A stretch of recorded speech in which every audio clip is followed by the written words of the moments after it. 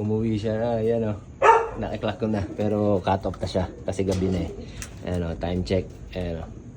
Nagkukod-kod ako ng mga bagong dumi nila, yung mga bagong, ayan o, mga dropper nila. Kasi bukas magche-check ako kung may pagbabago ba yung tae nila kasi baka may nainom sila o nakain na madumi sa doon sa pinagliparan, doon sa Pasakaw, Camarines Sur. Yan, Camarines Sur na kasi yung bitawan nung kanina. And bali yan siya. Yan si Liet, si 588. Umuwi siya ng alas 9 ng gabi. Nagkukod-kod ako dito, biglang may lumapag dito kasi maliwanag yung landing board natin. Eh, pakita ko sa inyo. Ayan, maliwanag yung landing board natin kasi meron tayong ilaw dun sa kabila. Kaya kitang-kita yung landing board natin. Ayan, may ilaw. Ayan, maliwanag sa landing board natin. Kaya, pero kahit na, ang galing mo. Ayan o. Umuwi ka. Ang galing mo, ang galing mo, ang galing mo. Ayan, ang galing yan. Kinilabutan ako kasi nagkukod-kod ako dito. Pag tingala ako dito, papasok siya dyan, oh. Nagulat ako, may lumapag dyan. Tapos, hindi ko pinansin. Tapos pagkakita ko tumutulog to, tumutulog kasi to. Ayan. Ayan. Ayan. Narinig ko, sumusuot siya dyan, papasok. Ayan, oh. Ayan siya. Kaya liit ang pangalan niyan kasi maliit siya. Kumpara sa mga ibon na yan, lalaki niya, no. Malalaki sila. Ito kasi maliit to. Para tong bato-bato. Ayan ang lahi ng 580 na sa akin. Ayan. Grabe yan. Ito, nakinilabutan ako sa'yo. Ngayon nakakita ng kalapate umuwi ng gabi. Alas 9. Okay nang ina. Ayan o. Alas 9. Kinuha ko lang yung cellphone ko para ma-video ko. Ayan o.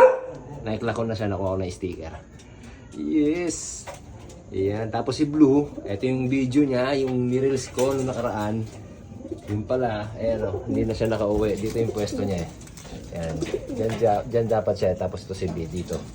Ayan, asawa siya nito. Kaya siya pinangalanan na Blue. Kasi kung Blue yung sing-sing niya, kaparehas nila si Panot.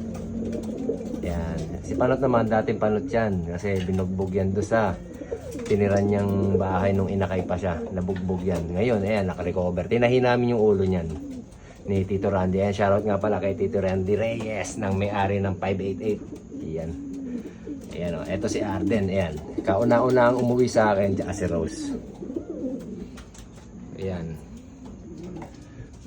Grabe, tuwan-tuwa ako dito. Si Blue.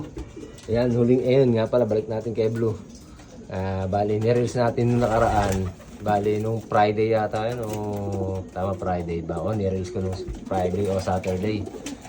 Yung pala, yung video na yon, huling kita ko na pala sa kanya, kaya pala siya yung nireels natin.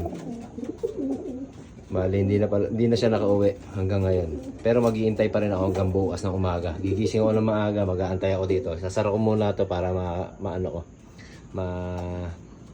ma-monitor ko kung may makauwi akong ibon. Ayan o, ito yung naka-setup yan o. Yung lagay ng camera natin. Ayan. Bali yan. Si 588, si Liit, grabe. Pinahanga mo ko, kinilabutan ako sa'yo. Grabe ka. 9 PM, umuuwi ka. Alright. Yan, shoutout nga pala kay Tito Randy Reyes. Yan. Siya yung nagbigay sa akin ng breeder na yan. Ito yung naging anak niya. Yan, sobrang liit. Grabe yan. Siya yung mentor ko. Tsaka to, shoutout nga pala sa co-or namin, si Kuya Pelman Picones. Yan. Tsaka sa partner ko, si Jerome Florendo. Ayan, tapos next week sa Sunday, ayan, mamimigay tayo ng patoka sa mga nagkakarga dito sa KRPC Taytay. Ayan, mamimigay tayo ng patoka.